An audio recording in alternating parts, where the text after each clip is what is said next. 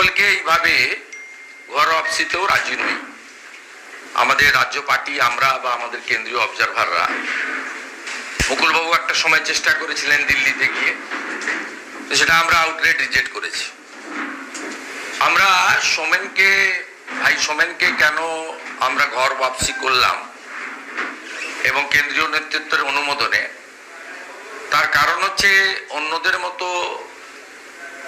সম্মানীয় রাষ্ট্রীয় নেতৃত্ব, প্রধানমন্ত্রী, ভারত সরকার বা এজ এ হোল বিজেপি বা বিজেপির আদর্শের বিরুদ্ধে যেটুকু বলানো হয়েছে হয়তো বলেছে সোমেন রায়, কিন্তু নিজে থেকে আমাদের দলের আদর্শ বা আমাদের সর্বোচ্চ নেতৃত্ব সম্পর্কে, মাননীয় প্রধানমন্ত্রী বা অন্যান্য সম্পর্কে যেটুকু বলানো হয়েছে হয়তো বলেছেন পঞ্চায়েত নির্বাচনে, তো তার বাইরে নিজে থেকে এই কাজগুলো তিনি করেননি।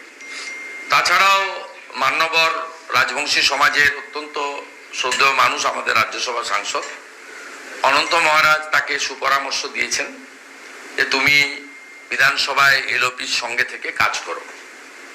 যেহেতু এমএলএ, উনি সাংগঠনিকভাবে বিজেপির কোনো পোস্টে ছিলেন না, বিধায়ক হিসেবে কাজ করেছেন, তাই আজকে আমাদের এখানে একটা এমএলএদের মিটিং আছে। প্রধানমন্ত্রীর কর্মসূচিগুলোতে এমএলএদের যোগদান এবং তাদের ভূমিকা নিয়ে, তাই আমি সোমেনকে বলেছিলাম যে তুমি ওই মিটিংয়ে যোগ দেবে, তাই ও যোগ দিতে এসেছে। বিজেপির লোক, বিজেপির এমএলএ এসছে। বাকি সোমেনের যদি কিছু থাকে পরে সে বলবে, এই মুহূর্তে প্রেসে তাকে বলার কিছু দরকার নেই। তার পদ্ম ফুলের লোগোটা সে কয়েকদিন হয়তো কিছু দিন তাকে সরিয়ে রাখতে সে বাধ্য হয়েছিল। আমাকে অনেকবারই বলেছেন যে আমরা রাজবংশী সমাজের, আমি উত্তরবঙ্গের, এবং আমরা নরেন্দ্র মোদীজির সমর্থক। আমার বাড়িতে আমার পরিবারের সমস্ত সহধর্মিনী সহ তারা বিজেপির বাইরে কিছু বোঝেন না। আমি খুব অস্বস্তিতে ছিলাম।